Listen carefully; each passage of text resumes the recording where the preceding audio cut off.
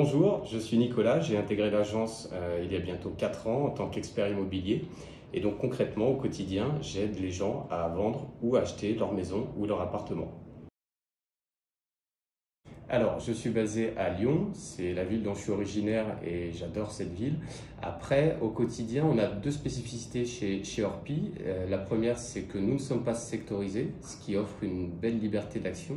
Et la deuxième, c'est qu'à chaque fois qu'un bien est proposé à la vente, il peut être relayé par l'ensemble des agents Orpi du Grand Lyon, ce qui représente quand même 60 agences et 350 agents immobiliers, ce qui apporte aux vendeurs une visibilité plus importante et aux acquéreurs forcément un choix aussi plus important en conservant un seul interlocuteur.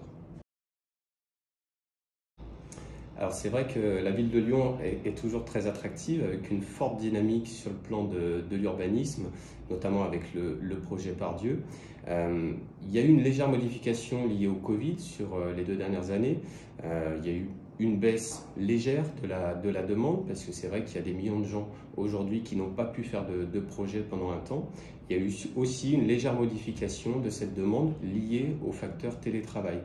Maintenant, compte tenu des atouts de la métropole, la demande reste toujours supérieure à l'offre et ce qu'on constate nous au concret, c'est que les prix continuent de grimper. Côté banque, on a toujours une vraie attractivité sur les taux d'emprunt qui sont historiquement bas. Par contre, il y a un durcissement réel au niveau des conditions d'octroi, ce qui nous amène à être très vigilants par rapport à ce phénomène. Alors, pour les vendeurs, le point de départ, c'est de bien préparer son projet. Ça passe évidemment par faire estimer son bien au bon prix, de connaître sa capacité d'emprunt, de se projeter un petit peu, de savoir si on veut d'abord acheter ou d'abord vendre, puisque dans les deux cas, il y a des avantages et des inconvénients. Et une fois qu'on a déterminé ces points, ce qui est très important, c'est de s'entourer de professionnels de confiance, que ce soit un banquier, un courtier, un agent immobilier, des artisans. Le but, c'est d'avoir des gens qui vous parlent franchement sur ce qui est réalisable ou pas. En phase de commercialisation, le but, c'est d'être assez méthodique dans l'approche. Le but, c'est toujours pareil, c'est de pouvoir vendre au bon prix.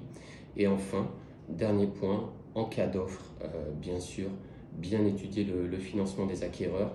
Tout ça rejoint le point lié au durcissement des banques sur les conditions d'octroi des emprunts.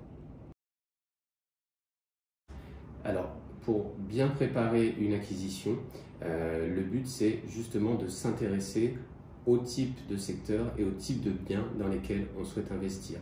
Plus vous connaîtrez en détail les prix au mètre carré d'un marché, les prestations, plus vous aurez validé votre financement en amont, plus vous serez à même de pouvoir vous démarquer et d'être réactif en cas de positionnement sur un bien. Et du coup, vous en aurez la priorité.